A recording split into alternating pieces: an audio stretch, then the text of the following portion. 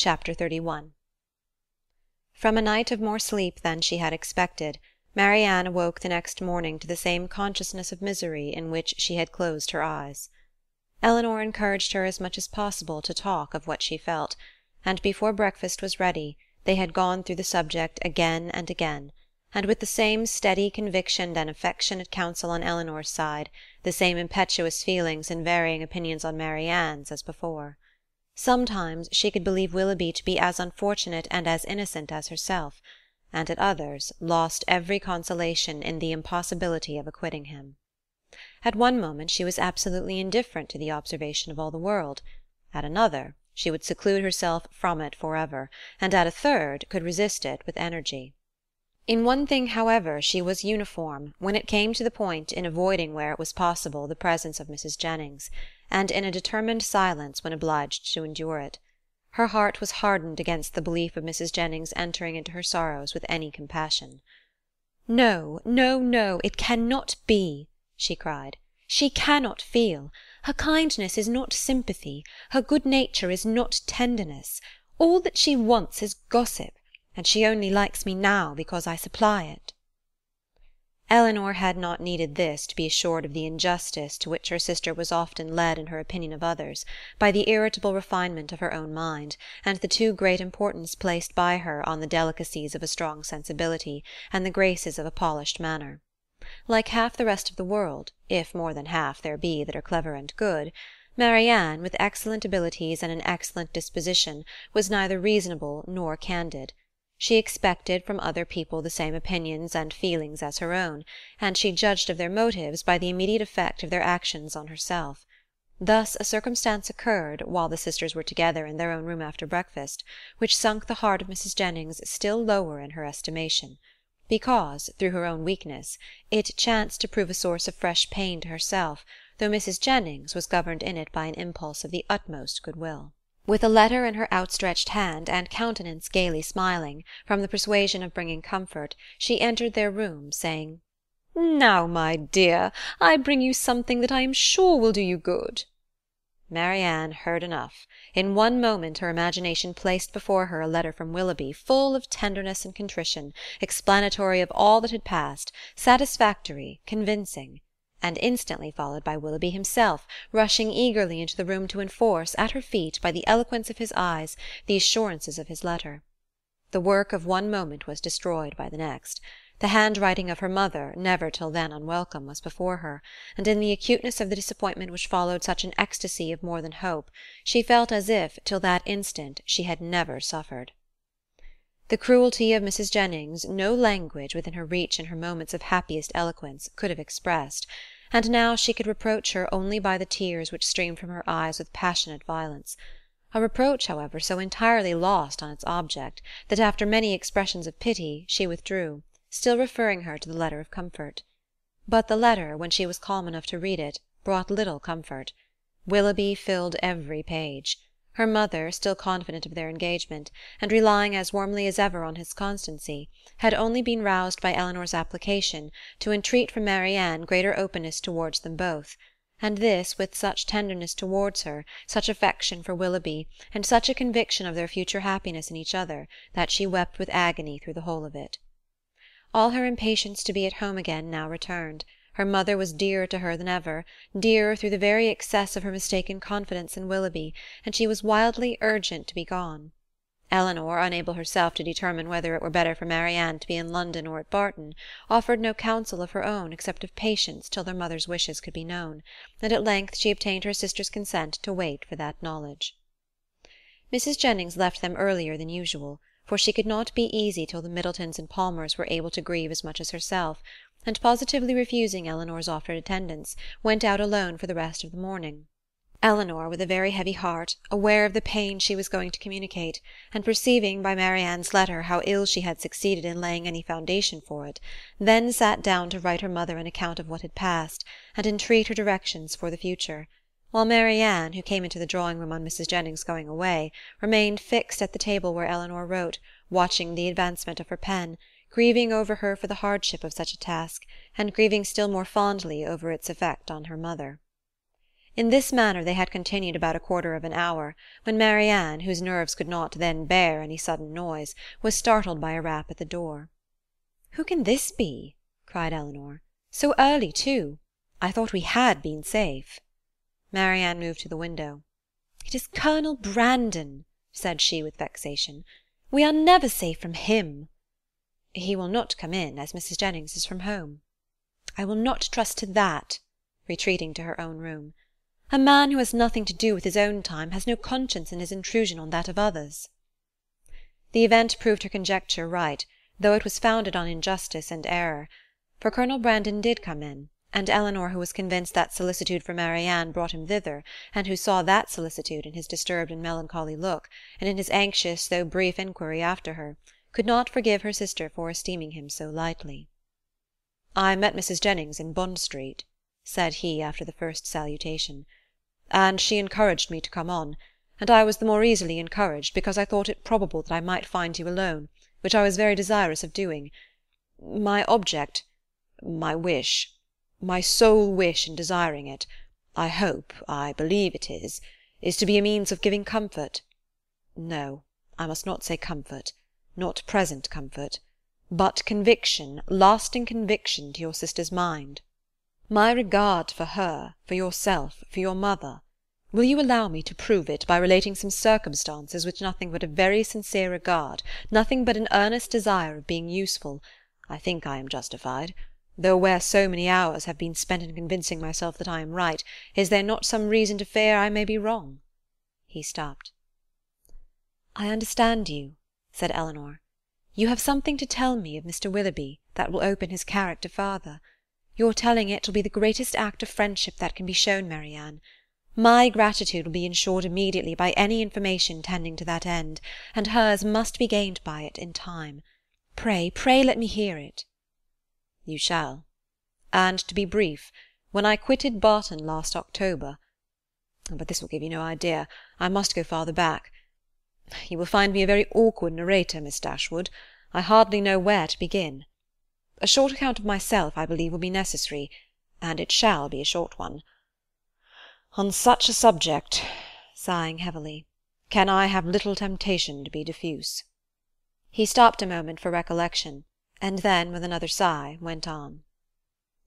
"You have probably entirely forgotten a conversation. It is not to be supposed that it can make any impression on you. A conversation between us one evening at Barton Park. It was the evening of a dance, in which I alluded to a lady I had once known, as resembling in some measure your sister Marianne." "Indeed," answered Eleanor, "I have not forgotten it." He looked pleased by this remembrance, and added, "If I am not deceived by the uncertainty, the partiality of tender recollection, there is a very strong resemblance between them, as well in mind as person. The same warmth of heart, the same eagerness of fancy and spirits. This lady was one of my nearest relations, an orphan from her infancy, and under the guardianship of my father. Our ages were nearly the same, and from our earliest years we were playfellows and friends. I cannot remember the time when I did not love Eliza, and my affection for her as we grew up was such as perhaps, judging from my present forlorn and cheerless gravity, you might think me incapable of ever having felt. Hers, for me, was, I believe, fervent, as the attachment of your sister to Mr. Willoughby, and it was, though from a different cause, no less unfortunate. At 17 she was lost to me for ever. She was married against her inclination, to my brother. Her fortune was large, and our family estate much encumbered. And this, I fear, is all that can be said for the conduct of one who was at once her uncle and guardian. My brother did not deserve her. He did not even love her. I had hoped that her regard for me would support her under any difficulty, and for some time it did. But at last the misery of her situation, for she experienced great unkindness, overcame all her resolution, and though she had promised me that nothing—but how blindly I relate! I have never told you how this was brought on. We were within a few hours of eloping together for Scotland. The treachery, or the folly, of my cousin's maid betrayed us. I was banished to the house of a relation far distant, and she was allowed no liberty, no society, no amusement, till my father's point was gained. I had depended on her fortitude too far, and the blow was a severe one. But had her marriage been happy, So young as I then was, a few months must have reconciled me to it, or at least I should not have now to lament it. This, however, was not the case. My brother had no regard for her. His pleasures were not what they ought to have been, and from the first he treated her unkindly.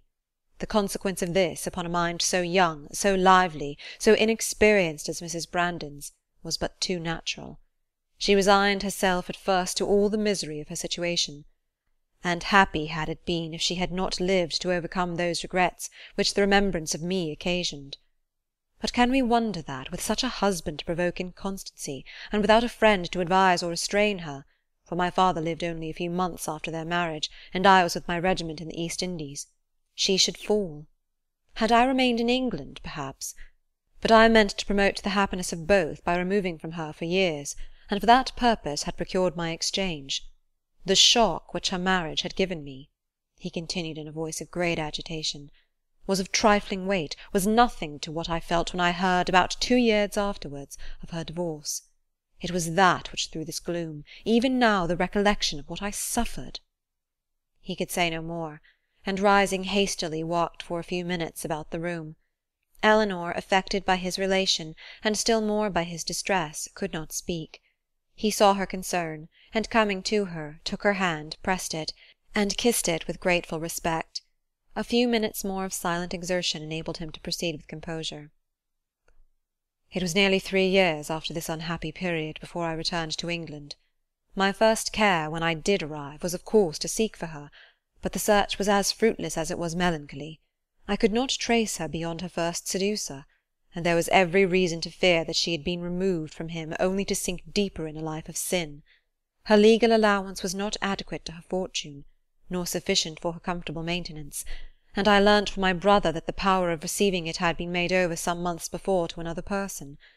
He imagined, and calmly could he imagine it, that her extravagance and consequent distress had obliged her to dispose of it for some more immediate relief. At last, however, and after I had been 6 months in England, I did find her.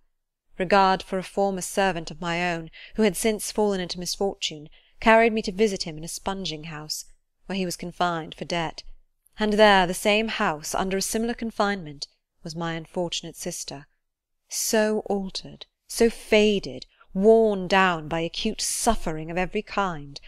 Hardly could I believe the melancholy and sickly figure before me to be the remains of the lovely, blooming, healthful girl on whom I had once doted. What I endured in so beholding her! But I have no right to wound your feelings by attempting to describe it. I have pained you too much already. That she was, to all appearance, in the last stage of a consumption was, yes, in such a situation it was my greatest comfort. Life could do nothing for her, beyond giving time for a better preparation for death, and that was given. I saw her placed in comfortable lodgings, and under proper attendance. I visited her every day during the rest of her short life. I was with her in her last moments." Again he stopped to recover himself, and Eleanor spoke her feelings in an exclamation of tender concern at the fate of his unfortunate friend. "Your sister, I hope, cannot be offended," said he, "by the resemblance I have fancied between her and my poor disgraced relation. Their fates, their fortunes, cannot be the same, and had the natural sweet disposition of the one been guarded by a firmer mind, or a happier marriage, she might have been all that you will live to see the other be. But to what does all this lead? I seem to have been distressing you for nothing. Ah, Miss Dashwood, a subject such as this, untouched for 14 years, it is dangerous to handle it at all. I will be more collected, more concise.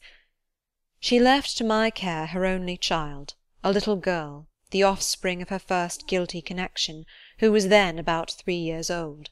She loved the child, and had always kept it with her. It was a valued, a precious trust to me, and gladly would I have discharged it in the strictest sense, by watching over her education myself, had the nature of our situations allowed it. But I had no family, no home, and my little Eliza was therefore placed at school. I saw her there whenever I could, and after the death of my brother, which happened about 5 years ago, and which left to me the possession of the family property, she visited me at Delaford. I called her a distant relation, but I am well aware that I have been in general suspected of a much nearer connection with her. It is now 3 years ago, she had just reached her 14th year, that I removed her from school, to place her under the care of a very respectable woman residing in Dorsetshire, who had the charge of 4 or 5 other girls of about the same time of life, and for 2 years I had every reason to be pleased with the situation. But last February, almost a 12-month back, she suddenly disappeared.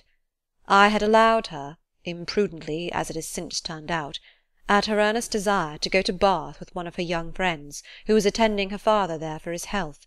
I knew him to be a very good sort of man, and I thought well of his daughter, better than she deserved, for, with a most obstinate and ill-judged secrecy, she would tell nothing, would give no clue, though she certainly knew all. He, her father, a well-meaning but not quick-sighted man, could really, I believe, give no information, for he had been generally confined to the house, while the girls were ranging over the town and making what acquaintance they chose, and he tried to convince me, as thoroughly as he was convinced himself, of his daughter's being entirely unconcerned in the business. In short, I could learn nothing but that she was gone. All the rest, for 8 long months, was left to conjecture. What I thought, what I feared, may be imagined, and what I suffered too. "Good heavens!" cried Eleanor. "Could it be? Could Willoughby—" "The first news that reached me of her," he continued, "came in a letter from herself last October. It was forwarded to me from Delaford, and I received it on the very morning of our intended party to Whitwell. And this was the reason of my leaving Barton so suddenly, which I am sure must at the time have appeared strange to everybody, and which, I believe, gave offence to some. Little did Mr. Willoughby imagine, I suppose, when his looks censured me for incivility in breaking up the party, that I was called away to the relief of one whom he had made poor and miserable. But had he known it, what would it have availed? Would he have been less gay or less happy in the smiles of your sister? No, he had already done that which no man who can feel for another would do. He had left the girl, whose youth and innocence he had seduced, in a situation of the utmost distress, with no creditable home, no help, no friends, ignorant of his address. He had left her, promising to return. He neither returned, nor wrote, nor relieved her." "This is beyond everything!" exclaimed Eleanor. "His character is now before you, expensive, dissipated, and worse than both. Knowing all this, as I have now known it many weeks, guess what I must have felt on seeing your sister as fond of him as ever, and on being assured that she was to marry him. Guess what I must have felt for all your sakes. When I came to you last week and found you alone, I came determined to know the truth, though irresolute what to do when it was known. My behaviour must have seemed strange to you then, but now you will comprehend it. To suffer you all to be so deceived, to see your sister— But what could I do? I had no hope of interfering with success, and sometimes I thought your sister's influence might yet reclaim him. But now, after such dishonourable usage, who can tell what his designs were on her? Whatever they may have been, however, she may now, and hereafter doubtless will turn with gratitude towards her own condition, when she compares it with that of my poor Eliza, when she considers the wretched and hopeless situation of this poor girl, and pictures her to herself, with an affection for him so strong, still as strong as her own, and with a mind tormented by self-reproach, which must attend her through life. Surely this comparison must have its use with her. She will feel her own sufferings to be nothing. They proceed from no misconduct, and can bring no disgrace. On the contrary, every friend must be made still more her friend by them. Concern for her unhappiness, and respect for her fortitude under it, must strengthen every attachment. Use your own discretion, however, in communicating to her what I have told you. You must know best what will be its effect. But had I not seriously, and from my heart, believed it might be of service, might lessen her regrets, I would not have suffered myself to trouble you with this account of my family afflictions, with a recital which may seem to have been intended to raise myself at the expense of others. Eleanor's thanks followed this speech with grateful earnestness, attended too with the assurance of her expecting material advantage to Marianne from the communication of what had passed. "I have been more pained," said she, "by her endeavours to acquit him than by all the rest, for it irritates her mind more than the most perfect conviction of his unworthiness can do. Now, though at first she will suffer much, I am sure she will soon become easier. Have you," she continued after a short silence, "ever seen Mr. Willoughby since you left him at Barton?" "Yes," he replied gravely, "once I have. One meeting was unavoidable." Eleanor, startled by his manner, looked at him anxiously, saying, "What? Have you met him to—" "I could meet him no other way. Eliza had confessed to me, though most reluctantly, the name of her lover, and when he returned to town, which was within a fortnight after myself, we met by appointment, he to defend, I to punish his conduct. We returned unwounded, and the meeting therefore never got abroad." Eleanor sighed over the fancied necessity of this, but to a man and a soldier she presumed not to censure it. "Such," said Colonel Brandon after a pause, "has been the unhappy resemblance between the fate of mother and daughter, and so imperfectly have I discharged my trust." "Is she still in town?" "No. As soon as she recovered from her lying in, for I found her near her delivery, I removed her and her child into the country, and there she remains." Recollecting soon afterwards that he was probably dividing Eleanor from her sister, he put an end to his visit, receiving from her again the same grateful acknowledgments, and leaving her full of compassion and esteem for him. Chapter 32. When the particulars of this conversation were repeated by Miss Dashwood to her sister, as they very soon were, the effect on her was not entirely such as the former had hoped to see.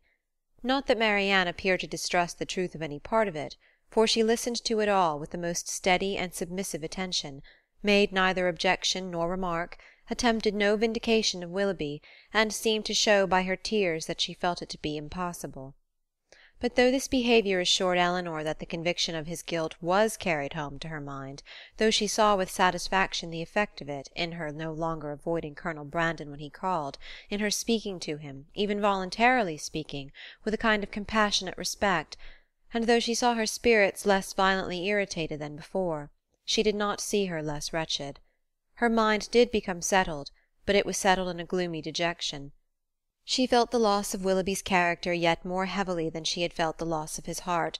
His seduction and desertion of Miss Williams, the misery of that poor girl, and the doubt of what his designs might once have been on herself, preyed altogether so much on her spirits that she could not bring herself to speak of what she felt even to Eleanor, and brooding over her sorrows in silence gave more pain to her sister than could have been communicated by the most open and most frequent confession of them. To give the feelings or the language of Mrs. Dashwood on receiving and answering Eleanor's letter would be only to give a repetition of what her daughters had already felt and said, of a disappointment hardly less painful than Marianne's, and an indignation even greater than Eleanor's. Long letters from her, quickly succeeding each other, arrived to tell all that she suffered and thought, to express her anxious solicitude for Marianne, and entreat that she would bear up with fortitude under this misfortune. Bad indeed must be the nature of Marianne's affliction, when her mother could talk of fortitude. Mortifying and humiliating must be the origin of those regrets which she could wish her not to indulge. Against the interest of her own individual comfort, Mrs. Dashwood had determined that it would be better for Marianne to be anywhere at that time than at Barton, where everything within her view would be bringing back the past in the strongest and most afflicting manner, by constantly placing Willoughby before her, such as she had always seen him there.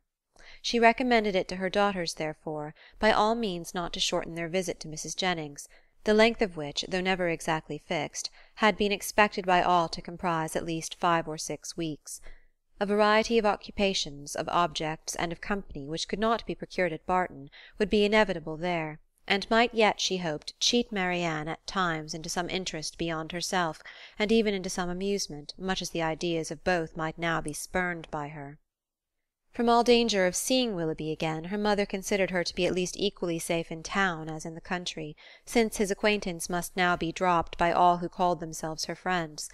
Design could never bring them in each other's way, negligence could never leave them exposed to a surprise, and chance had less in its favour in the crowd of London than even in the retirement of Barton, where it might force him before her while paying that visit at Allenham on his marriage, which Mrs. Dashwood, from foreseeing at first as a probable event, had brought herself to expect as a certain one.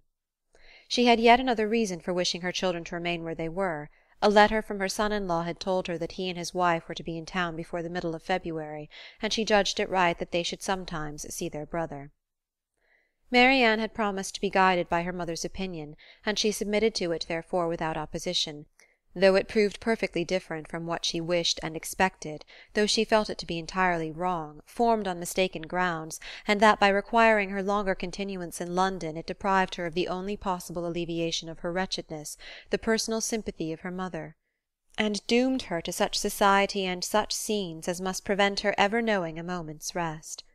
But it was a matter of great consolation to her that what brought evil to herself would bring good to her sister, and Eleanor, on the other hand, suspecting that it would not be in her power to avoid Edward entirely, comforted herself by thinking that though their longer stay would therefore militate against her own happiness, it would be better for Marianne than an immediate return into Devonshire. Her carefulness in guarding her sister from ever hearing Willoughby's name mentioned was not thrown away. Marianne, though without knowing it herself, reaped all its advantage, for neither Mrs. Jennings nor Sir John, nor even Mrs. Palmer herself, ever spoke of him before her. Eleanor wished that the same forbearance could have extended toward herself, but that was impossible, and she was obliged to listen day after day to the indignation of them all. Sir John could not have thought it possible. A man of whom he had always had such reason to think well, such a good-natured fellow! He did not believe there was a bolder rider in England. It was an unaccountable business. He wished him at the devil with all his heart. He would not speak another word to him, meet him where he might, for all the world.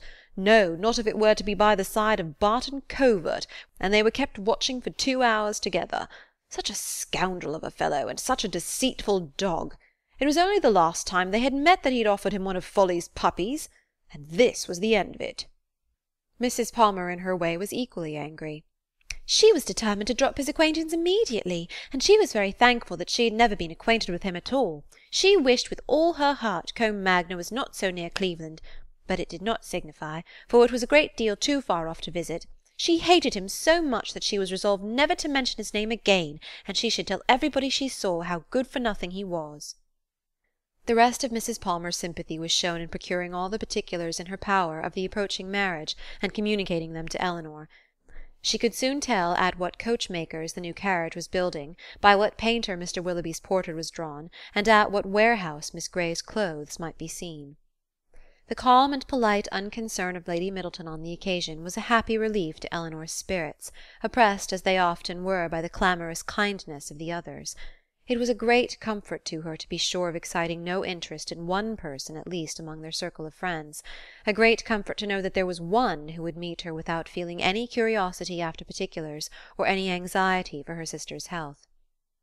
Every qualification is raised at times by the circumstances of the moment to more than its real value, and she was sometimes worried down by officious condolence to rate good breeding as more indispensable to comfort than good nature.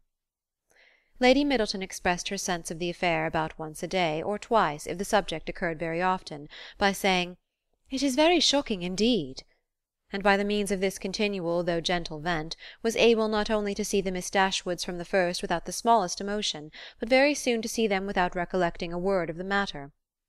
And having thus supported the dignity of her own sex, and spoken her decided censure of what was wrong in the other, she thought herself at liberty to attend to the interest of her own assemblies, and therefore determined, though rather against the opinion of Sir John, that as Mrs. Willoughby would at once be a woman of elegance and fortune, to leave her card with her as soon as she married.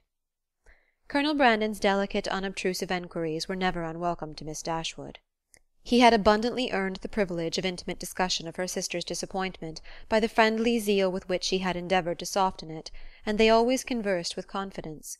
His chief reward for the painful exertion of disclosing past sorrows and present humiliations was given in the pitying eye with which Marianne sometimes observed him, and the gentleness of her voice whenever, though it did not often happen, she was obliged, or could oblige herself to speak to him. These assured him that his exertion had produced an increase of goodwill towards himself, and these gave Eleanor hopes of its being farther augmented hereafter. But Mrs. Jennings, who knew nothing of all this, who knew only that the Colonel continued as grave as ever, and that she could neither prevail on him to make the offer himself, nor commission her to make it for him, began, at the end of 2 days, to think that, instead of midsummer, they would not be married till Michaelmas, and by the end of a week that it would not be a match at all. The good understanding between the Colonel and Miss Dashwood seemed rather to declare that the honours of the mulberry tree, the canal, and the yew arbour would all be made over to her, and Mrs. Jennings had, for some time, ceased to think at all of Mrs. Ferrars. Early in February, within a fortnight from the receipt of Willoughby's letter, Eleanor had the painful office of informing her sister that he was married. She had taken care to have the intelligence conveyed to herself as soon as it was known that the ceremony was over, as she was desirous that Marianne should not receive the first notice of it from the public papers, which she saw her eagerly examining every morning. She received the news with resolute composure, made no observation on it, and at first shed no tears, but after a short time they would burst out, and for the rest of the day she was in a state hardly less pitiable than when she first learnt to expect the event.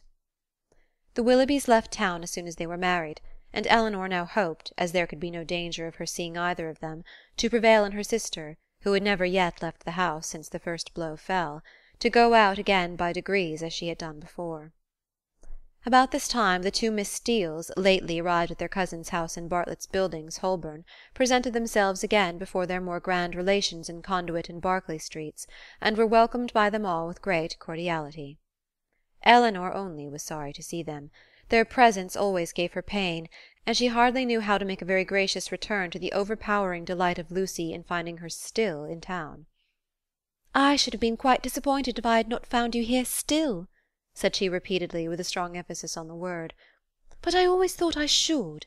I was almost sure you would not leave London yet awhile, though you told me, you know, at Barton that you should not stay above a month. But I thought at the time that you would most likely change your mind when it came to the point. It would have been a great pity to have went away before your brother and sister came, and now to be sure you will be in no hurry to be gone. I am amazingly glad you did not keep to your word." Eleanor perfectly understood her, and was forced to use all her self-command to make it appear that she did not. "Well, my dear," said Mrs. Jennings, "and how did you travel?" "Not in the stage, I assure you," replied Miss Steele with quick exultation. "We came post all the way, and had a very smart beau to attend us. Dr. Davis was coming to town, and so we thought we'd join him in a post-chaise, and he behaved very genteelly, and paid 10 or 12 shillings more than we did." "Oh, oh!" cried Mrs. Jennings. "Very pretty indeed, and the doctor is a single man, I warrant you." "There now," said Miss Steele, affectedly simpering. "Everybody laughs at me so about the doctor, and I cannot think why. My cousins say they are sure I have made a conquest, but for my part I declare I never think about him from one hour's end to the other. Lord, here comes your beau, Nancy," my cousin said t'other day, when she saw him crossing the street to the house. "My beau, indeed," said I cannot think who you mean. The doctor is no beau of mine." "Ay, ay, that is very pretty talking, but it won't do. The doctor is the man, I see." "No, indeed," replied her cousin with affected earnestness, "and I beg you will contradict it if you ever hear it talked of."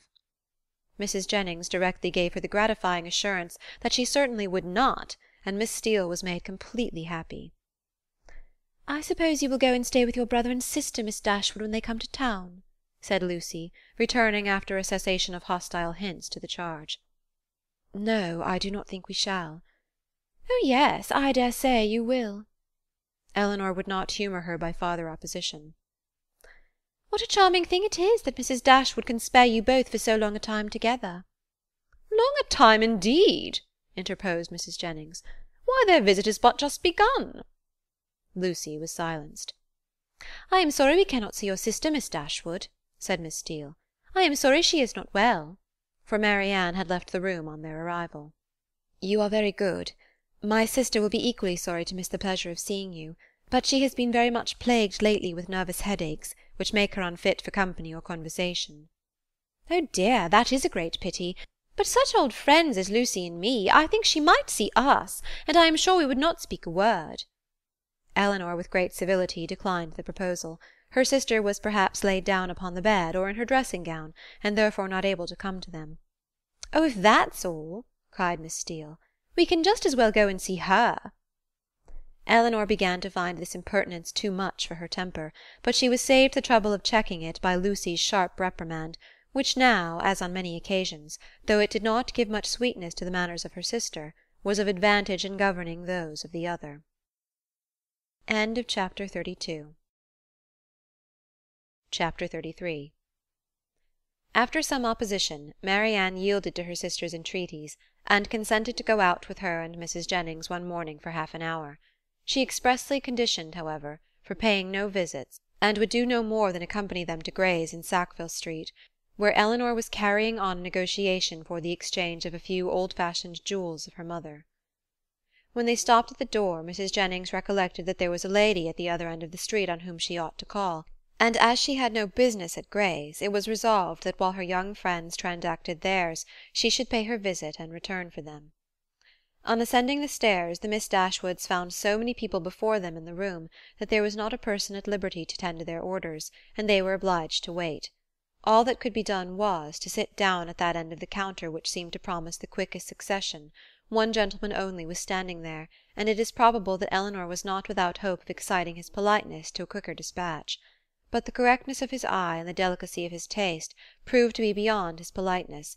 He was giving orders for a toothpick case for himself, and till its size, shape, and ornaments were determined, all of which, after examining and debating for a quarter of an hour over every toothpick case in the shop, were finally arranged by his own inventive fancy, he had no leisure to bestow any other attention on the two ladies than what was comprised in 3 or 4 very broad stares, a kind of notice which served to imprint on Eleanor the remembrance of a person and face of strong, natural, sterling insignificance, though adorned in the first style of fashion.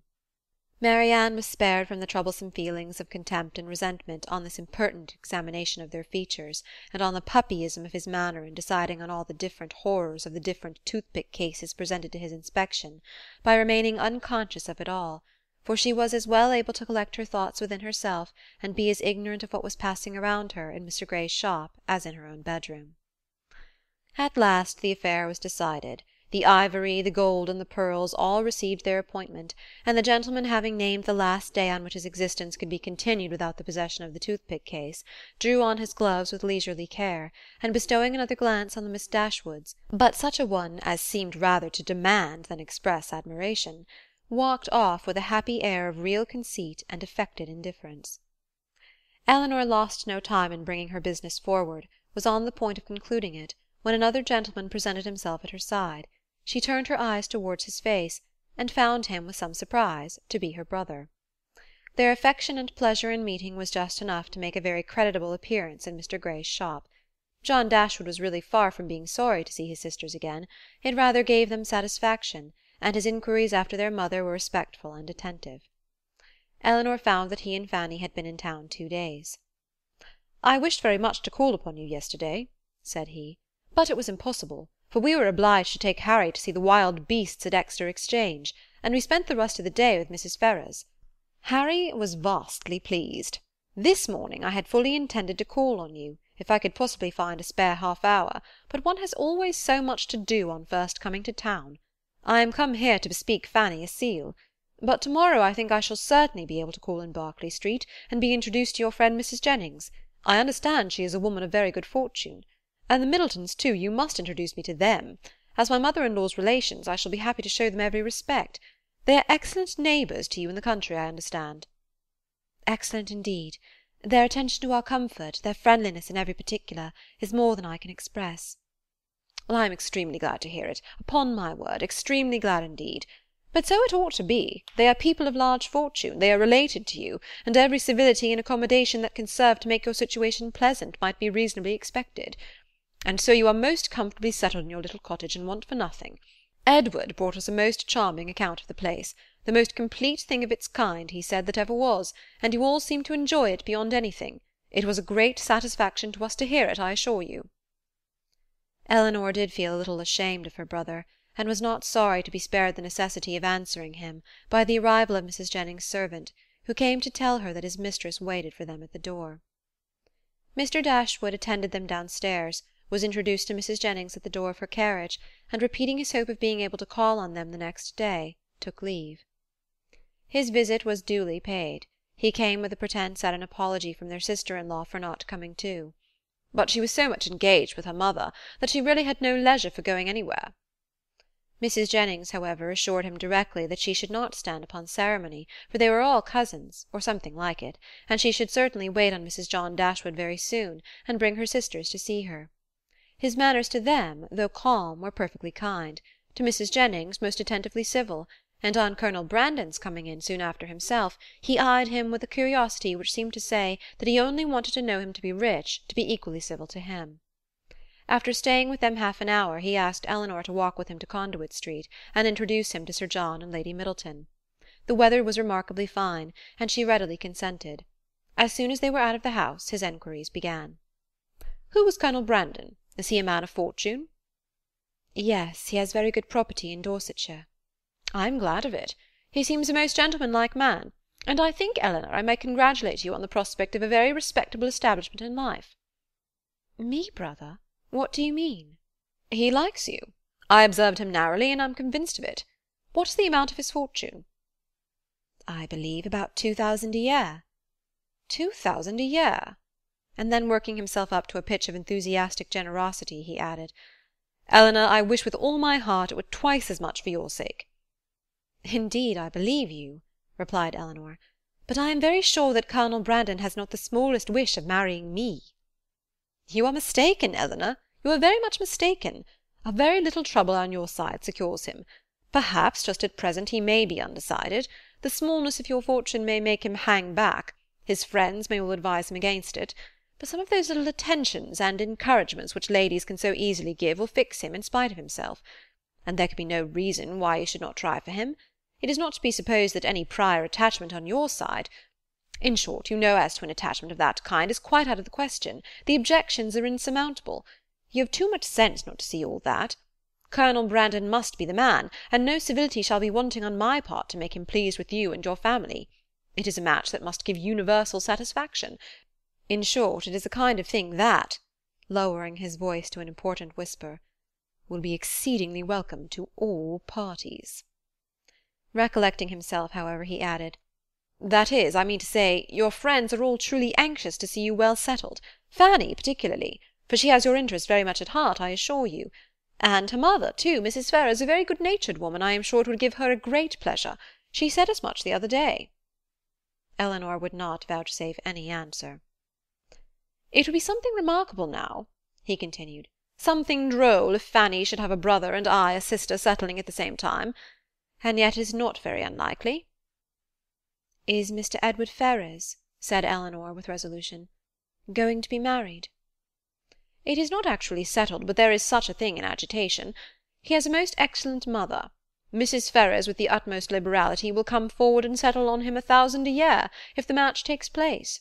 The lady is the Honourable Miss Morton, only daughter of the late Lord Morton, with 30,000 pounds. A very desirable connection on both sides, and I have not a doubt of its taking place in time. 1,000 a year is a great deal for a mother to give away, to make over for ever, but Mrs. Ferrars has a noble spirit. To give you another instance of her liberality, the other day, as soon as we came to town, aware that money could not be very plenty with us just now, she put bank-notes into Fanny's hands to the amount of 200 pounds. And extremely acceptable it is, for we must live at a great expense while we are here." He paused for her assent and compassion, and she forced herself to say, "Your expenses both in town and country must certainly be considerable, but your income is a large one." "Not so large, I dare say, as many people suppose. I do not mean to complain, however. It is undoubtedly a comfortable one, and I hope in time will be better. The enclosure of Norland Common, now carrying on, is a most serious drain. And then I have made a little purchase within this half-year, East Kingham Farm. You must remember the place, where old Gibson used to live. The land was so very desirable for me in every respect, so immediately adjoining my own property, that I felt it my duty to buy it. I could not have answered it to my conscience to let it fall into any other hands. A man must pay for his convenience, and it has cost me a vast deal of money." "More than you think it really and intrinsically worth?" "Why, I hope not that. I might have sold it again the next day for more than I gave. But with regard to the purchase money, I might have been very unfortunate indeed, for the stocks were at that time so low, that if I had not happened to have the necessary sum in my banker's hands, I must have sold out to a very great loss." Eleanor could only smile. "Other great and inevitable expenses, too, we have had on first coming to Norland. Our respected father, as you well know, bequeathed all the Stanhill effects that remained at Norland, and very valuable they were, to your mother. Far be it from me to repine at his doing so. He had an undoubted right to dispose of his own property as he chose, but in consequence of it we have been very obliged to make large purchases of linen, china, etc., to supply the place of what was taken away. You may guess, after all these expenses, how very far we must be from being rich, and how acceptable Mrs. Ferrars's kindness is." "Certainly," said Elinor, "and assisted by her liberality, I hope you may yet live to be in easy circumstances." "Another year or two may do much towards it," he gravely replied. "But, however, there is still a great deal to be done.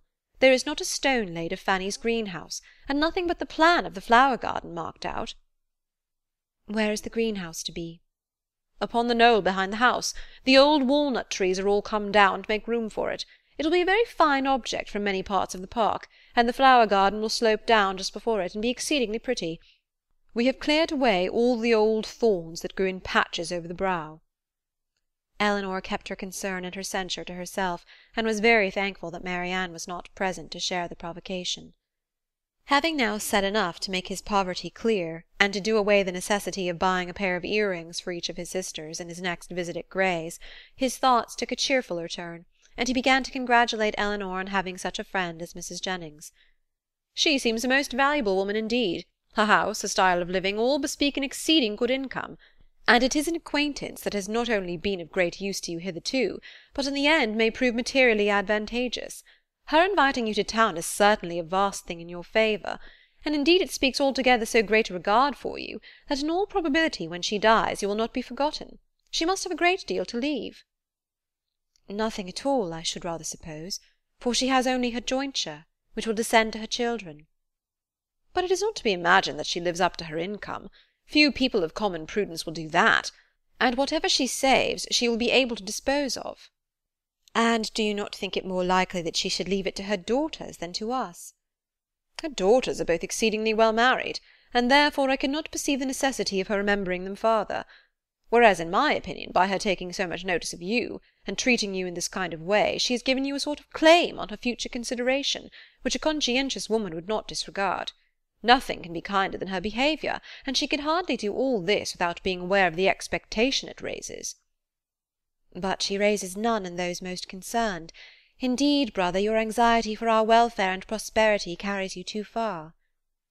"Why, to be sure," said he, seeming to recollect himself, "people have very little in their power. But, my dear Elinor, what is the matter with Marianne? She looks very unwell, has lost her colour, and is grown quite thin. Is she ill?" "She is not well. She has had a nervous complaint on her for several weeks." "I am sorry for that. At her time of life anything of an illness destroys the bloom for ever. Hers has been a very short one. She was as handsome a girl last September as I ever saw, and as likely to attract the man. There was something in her style of beauty to please them particularly. I remember Fanny used to say that she would marry sooner and better than you did. Not but what she is exceedingly fond of you, but so it happened to strike her. She will be mistaken, however. I question whether Marianne now will marry a man worth more than 500 or 600 a year at the utmost, and I am very much deceived if you do not do better. Dorsetshire? I know very little of Dorsetshire. But, my dear Elinor, I shall be exceedingly glad to know more of it, and I think I can answer for your having Fanny and myself among the earliest and best pleased of your visitors." Elinor tried very seriously to convince him that there was no likelihood of her marrying Colonel Brandon, but it was an expectation of too much pleasure to himself to be relinquished, and he was really resolved on seeking an intimacy with that gentleman, and promoting the marriage by every possible attention. He had just compunction enough for having done nothing for his sisters himself, to be exceedingly anxious that everybody else should do a great deal, and an offer from Colonel Brandon, or a legacy from Mrs. Jennings, was the easiest means of atoning for his own neglect. They were lucky enough to find Lady Middleton at home, and Sir John came in before their visit ended. Abundance of civilities passed on all sides. Sir John was ready to like anybody, and though Mr. Dashwood did not seem to know much about horses, he soon set him down as a very good-natured fellow, while Lady Middleton saw enough of fashion in his appearance to think his acquaintance worth having, and Mr. Dashwood went away delighted with both. "I shall have a charming account to carry to Fanny," said he as he walked back with his sister. "Lady Middleton is really a most elegant woman, such a woman as I am sure Fanny will be glad to know.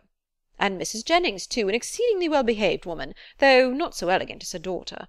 Your sister need not have any scruple even of visiting her, which, to say the truth, has been a little the case, and very naturally, for we only knew that Mrs. Jennings was the widow of a man who had got all his money in a low way.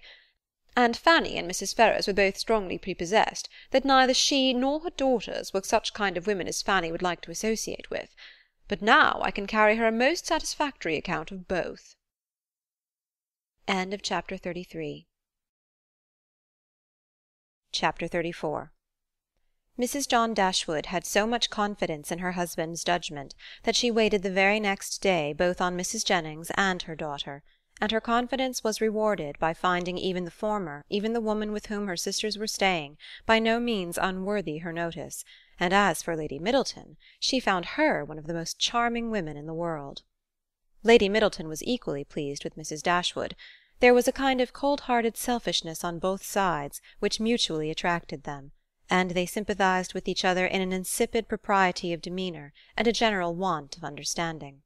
The same manners, however, which recommended Mrs. John Dashwood to the good opinion of Lady Middleton did not suit the fancy of Mrs. Jennings, and to her she appeared nothing more than a little proud-looking woman of uncordial address, who met her husband's sisters without any affection, and almost without having anything to say to them, for of the quarter of an hour bestowed on Berkeley Street she sat at least 7 minutes and a half in silence. Elinor wanted very much to know, though she did not choose to ask, whether Edward was then in town, but nothing would have induced Fanny voluntarily to mention his name before her, till able to tell her that his marriage with Miss Morton was resolved on, or till her husband's expectations on Colonel Brandon were answered, because she believed them still so very much attached to each other that they could not be too sedulously divided in word and deed on every occasion. The intelligence, however, which she would not give, soon flowed from another quarter. Lucy came very shortly to claim Elinor's compassion on being unable to see Edward, though he had arrived in town with Mr. and Mrs. Dashwood. He dared not come to Bartlett's Buildings for fear of detection, and though their mutual impatience to meet was not to be told, they could do nothing at present but write. Edward assured them himself of his being in town within a very short time by calling twice in Berkeley Street. Twice was his card found on the table when they returned from their morning's engagements. Elinor was pleased that he had called, and still more pleased that she had missed him. The Dashwoods were so prodigiously delighted with the Middletons that, though not much in the habit of giving anything, they determined to give them a dinner, and soon after their acquaintance began invited them to dine in Harley Street, where they had taken a very good house for 3 months. Their sisters and Mrs. Jennings were invited likewise, and John Dashwood was careful to secure Colonel Brandon, who, always glad to be where the Miss Dashwoods were, received his eager civilities with some surprise, but much more pleasure. They were to meet Mrs. Ferrars, but Elinor could not learn whether her sons were to be of the party. The expectation of seeing her, however, was enough to make her interested in the engagement, for though she could now meet Edward's mother without that strong anxiety which had once promised to attend such an introduction, though she could now see her with perfect indifference as to her opinion of herself, her desire of being in company with Mrs. Ferrars, her curiosity to know what she was like, was as lively as ever. The interest with which she thus anticipated the party was soon afterwards increased, more powerfully than pleasantly, by her hearing that the Miss Steeles were also to be at it.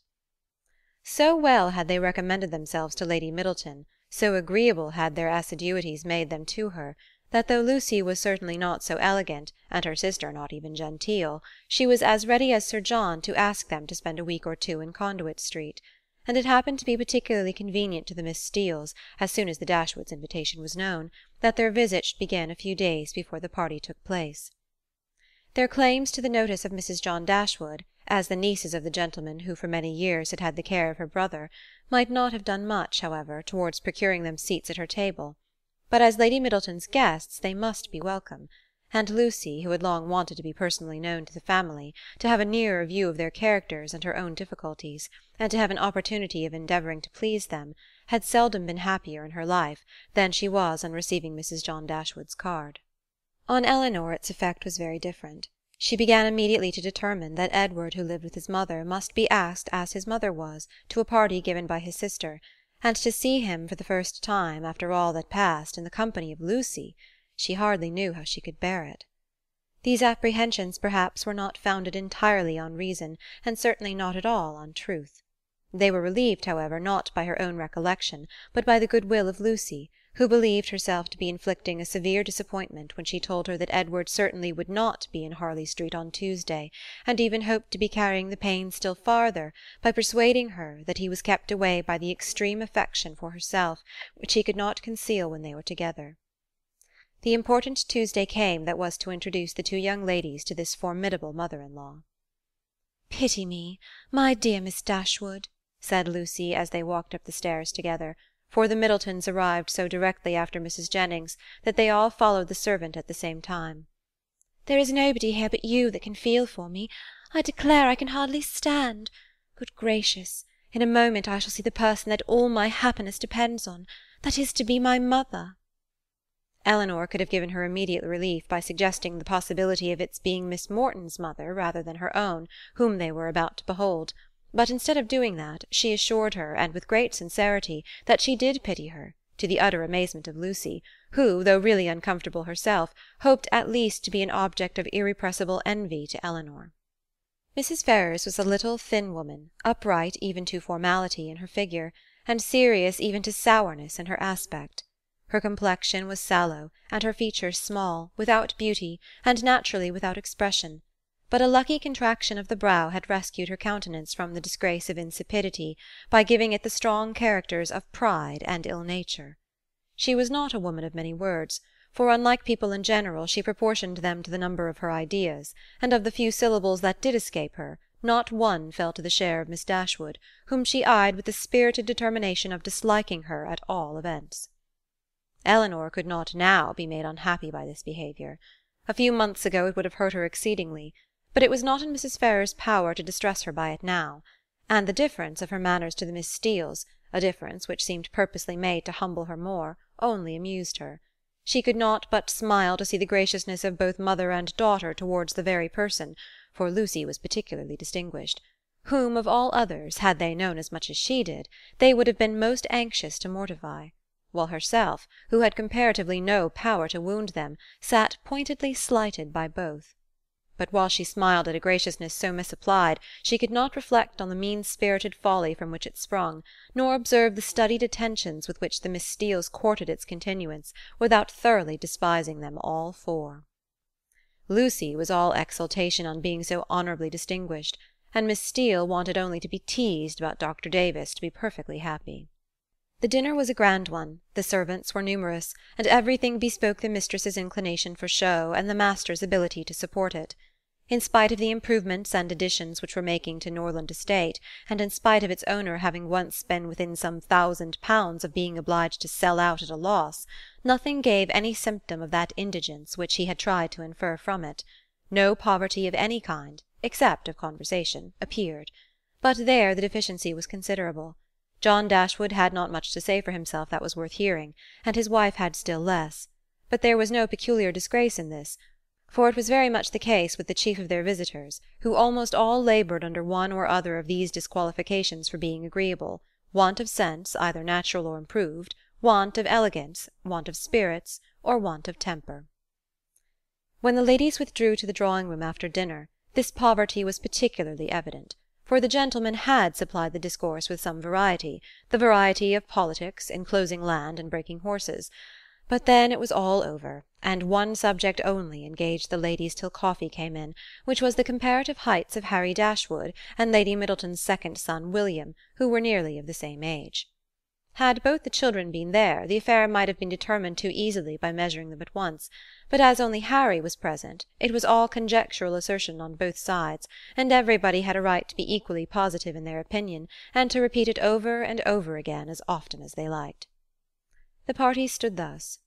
The two mothers, though each really convinced that her own son was the tallest, politely decided in favour of the other. The two grandmothers, with not less partiality, but more sincerity, were equally earnest in support of their own descendant.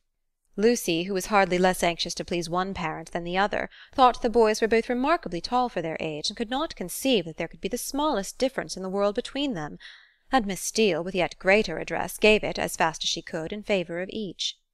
Elinor, having once delivered her opinion on William's side, by which she offended Mrs. Ferrars and Fanny still more, did not see the necessity of enforcing it by any farther assertion, and Marianne, when called on for hers, offended them all by declaring that she had no opinion to give, as she had never thought about it. Before her removing from Norland, Eleanor had painted a very pretty pair of screens for her sister-in-law, which being now just mounted and brought home, ornamented her present drawing-room, and these screens, catching the eye of John Dashwood on his following the other gentlemen into the room, were officiously handed by him to Colonel Brandon for his admiration. "These are done by my eldest sister," said he, "and you, as a man of taste, will, I dare say, be pleased with them. I do not know whether you have ever happened to see any of her performances before, but she is in general reckoned to draw extremely well." The Colonel, though disclaiming all pretensions to connoisseurship, warmly admired the screens, as he would have done anything painted by Miss Dashwood, and on the curiosity of the others being of course excited, they were handed round for general inspection. Mrs. Ferrars, not aware of their being Eleanor's work, particularly requested to look at them, and after they had received gratifying testimony of Lady Middleton's approbation, Fanny presented them to her mother, considerately informing her at the same time that they were done by Miss Dashwood. Said Mrs. Ferrars. "Very pretty," and without regarding them at all, returned them to her daughter. Perhaps Fanny thought for a moment that her mother had been quite rude enough, for, colouring a little, she immediately said, "They are very pretty, ma'am, aren't they?"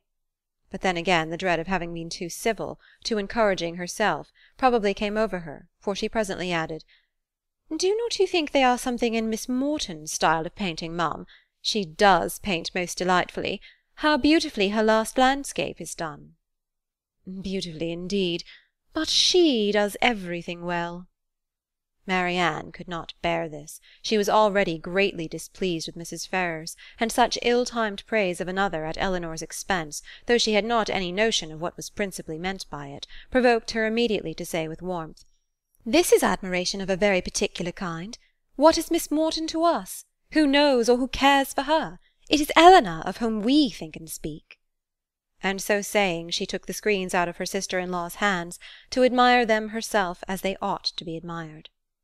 Mrs. Ferrars looked exceedingly angry, and drawing herself up more stiffly than ever, pronounced in retort this bitter philippic, "Miss Morton is Lord Morton's daughter." Fanny looked very angry too, and her husband was all in a fright at his sister's audacity. Eleanor was much more hurt by Marianne's warmth than she had been by what produced it, but Colonel Brandon's eyes, as they were fixed on Marianne, declared that he noticed only what was amiable in it, the affectionate heart which could not bear to see a sister slighted in the smallest point. Marianne's feelings did not stop here. The cold insolence of Mrs. Ferrars's general behaviour to her sister seemed to her to foretell such difficulties and distresses to Eleanor as her own wounded heart taught her to think of with horror, and urged by a strong impulse of affectionate sensibility, she moved after a moment to her sister's chair, and putting one arm round her neck and one cheek close to hers, said in a low but eager voice, "Dear, dear Eleanor, don't mind them. Don't let them make you unhappy." She could say no more. Her spirits were quite overcome, and hiding her face on Eleanor's shoulder, she burst into tears. Everybody's attention was called, and almost everybody was concerned. Colonel Brandon rose up and went to them without knowing what he did. Mrs. Jennings, with a very intelligent "Ah, poor dear," immediately gave her salts, and Sir John felt so desperately enraged against the author of this nervous distress that he instantly changed his seat to one close by Lucy Steele, and gave her, in a whisper, a brief account of the whole shocking affair. In a few minutes, however, Marianne was recovered enough to put an end to the bustle, and sit down among the rest, though her spirits retained the impression of what had passed the whole evening. "Poor Marianne," said her brother to Colonel Brandon in a low voice as soon as he could secure his attention. "She has not such good health as her sister. She is very nervous. She has not Eleanor's constitution, and one must allow that there is something very trying to a young woman who has been a beauty in the loss of her personal attractions. You would not think it, perhaps, but Marianne was remarkably handsome a few months ago, quite as handsome as Eleanor. Now, you see, it is all gone." End of Chapter 34. Chapter 35. Eleanor's curiosity to see Mrs. Ferrars was satisfied. She had found in her everything that could tend to make a farther connection between the families undesirable.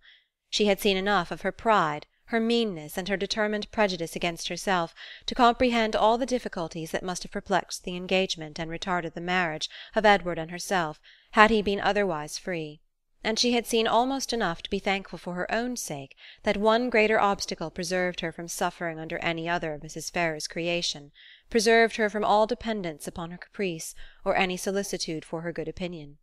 Or at least, if she did not bring herself quite to rejoice in Edward's being fettered to Lucy, she determined that had Lucy been more amiable, she ought to have rejoiced.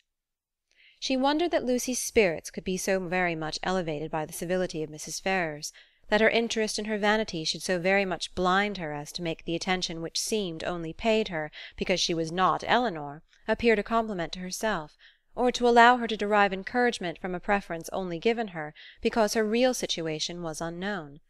But that it was so had not only been declared by Lucy's eyes at the time, but it was declared over again the next morning more openly, for at her particular desire Lady Middleton set her down in Berkeley Street on the chance of seeing Eleanor alone, to tell her how happy she was. The chance proved a lucky one, for a message from Mrs. Palmer soon after she arrived carried Mrs. Jennings away. "My dear friend," cried Lucy as soon as they were by themselves, "I come to talk to you of my happiness. Could anything be so flattering as Mrs. Ferrars's way of treating me yesterday? So exceeding affable she was. You know how I dreaded the thoughts of seeing her, but the very moment I was introduced there was such an affability in her behaviour as really should seem to say she had quite took a fancy to me. Now was it not so? You saw it all, and was not you quite struck with it?" "She was certainly very civil to you." "Civil? Did you see nothing but only civility? I saw a vast deal more. Such kindness as fell to the share of nobody but me. No pride, no hauteur, and your sister just the same, all sweetness and affability." Eleanor wished to talk of something else, but Lucy still pressed her to own that she had reason for her happiness, and Eleanor was obliged to go on. "Undoubtedly, if they had known your engagement," said she, "nothing could be more flattering than their treatment of you, but as that was not the case—" "I guessed you would say so," replied Lucy quickly, "but there was no reason in the world why Mrs. Ferrars should seem to like me if she did not, and her liking me is everything. You shan't talk me out of my satisfaction. I am sure it will all end well, and there will be no difficulties at all to what I used to think. Mrs. Ferrars is a charming woman, and so is your sister. They are both delightful women indeed. I wonder I should never hear you say how agreeable Mrs. Dashwood was."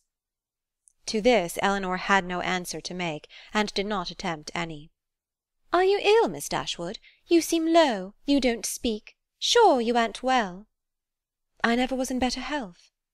"I am glad of it with all my heart, but really you did not look it. I should be sorry to have you ill, you that have been the greatest comfort to me in the world. Heaven knows what I should have done without your friendship." Eleanor tried to make a civil answer, though doubting her own success, but it seemed to satisfy Lucy, for she directly replied, "Indeed, I am perfectly convinced of your regard for me, and next to Edward's love it is the greatest comfort I have. Poor Edward! But now there is one good thing, we shall be able to meet, and meet pretty often, for Lady Middleton's delighted with Mrs. Dashwood, so we shall be a good deal in Harley Street, I dare say, and Edward spends half his time with his sister. Besides, Lady Middleton and Mrs. Ferrars will visit now, and Mrs. Ferrars and your sister were both so good to say more than once they should be always glad to see me. They are such charming women.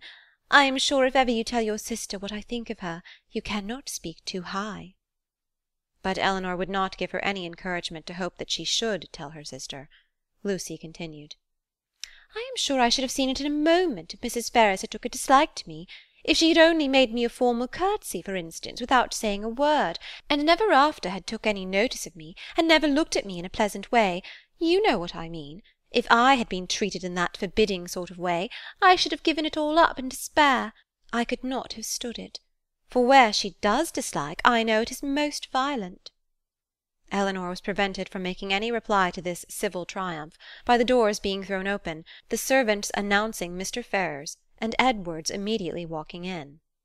It was a very awkward moment, and the countenance of each showed that it was so. They all looked exceedingly foolish, and Edward seemed to have as great an inclination to walk out of the room again as to advance farther into it. The very circumstance, in its unpleasantest form, which they would each have been most anxious to avoid, had fallen on them. They were not only all three together, but were together without the relief of any other person. The ladies recovered themselves first. It was not Lucy's business to put herself forward, and the appearance of secrecy must still be kept up. She could therefore only look her tenderness, and after slightly addressing him, said no more. But Eleanor had more to do, and so anxious was she, for his sake and her own, to do it well, that she forced herself, after a moment's recollection, to welcome him with a look and manner that were almost easy and almost open, and another struggle, another effort, still improved them.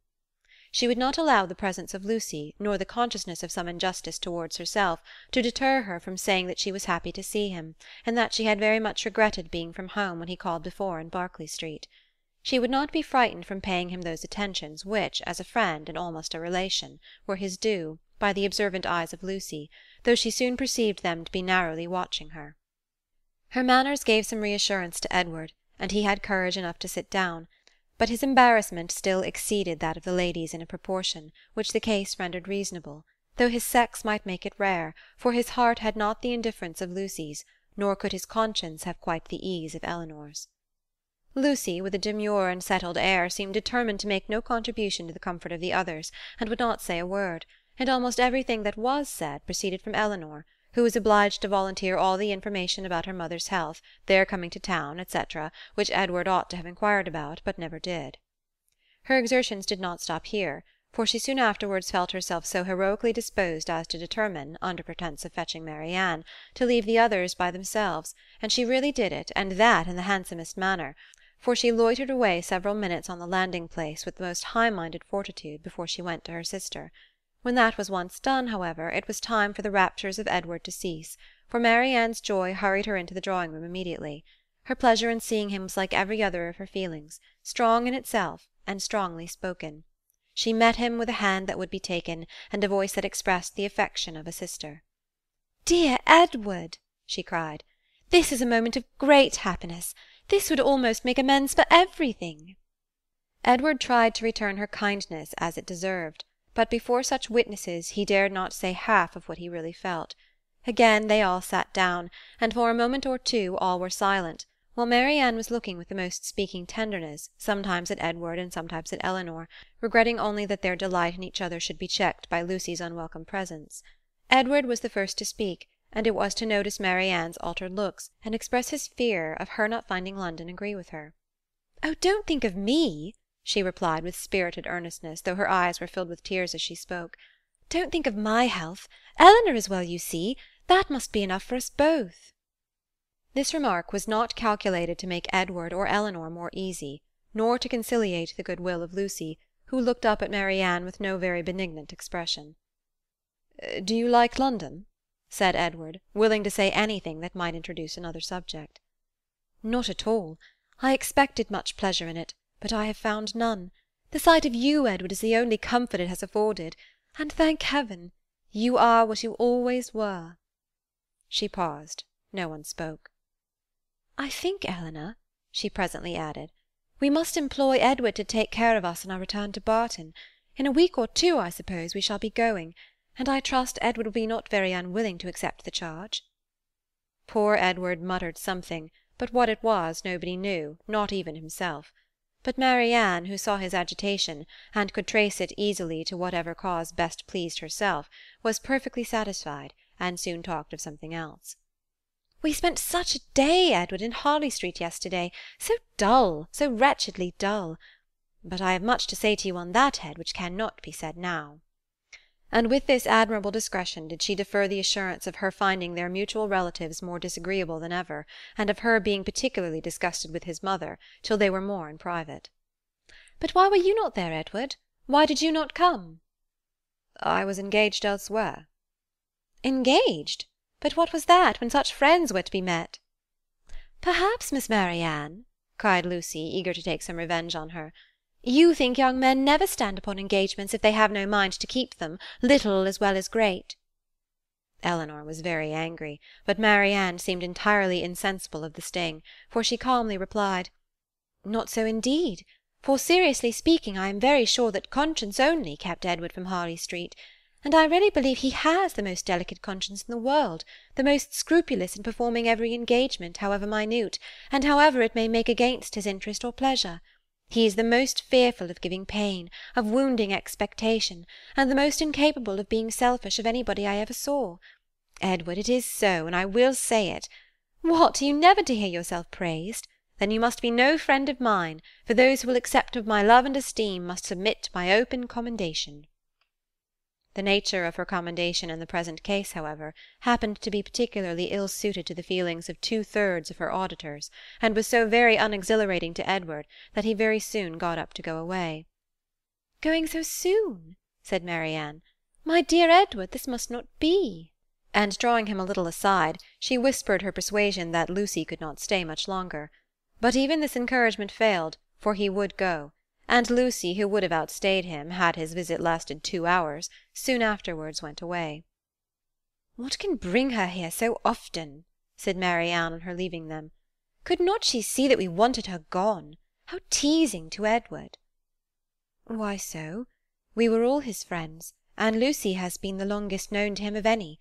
It is but natural that he should like to see her as well as ourselves."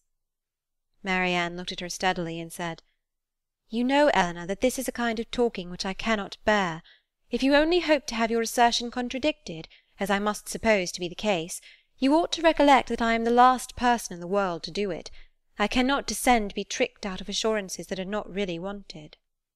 She then left the room, and Eleanor dared not follow her to say more, for bound as she was by her promise of secrecy to Lucy, she could give no information that would convince Marianne, and painful as the consequences of her still continuing in an error might be, she was obliged to submit to it. All that she could hope was that Edward would not often expose her or himself to the distress of hearing Marianne's mistaken warmth, nor to the repetition of any other part of the pain that had attended their recent meeting, and this she had every reason to expect. Chapter 35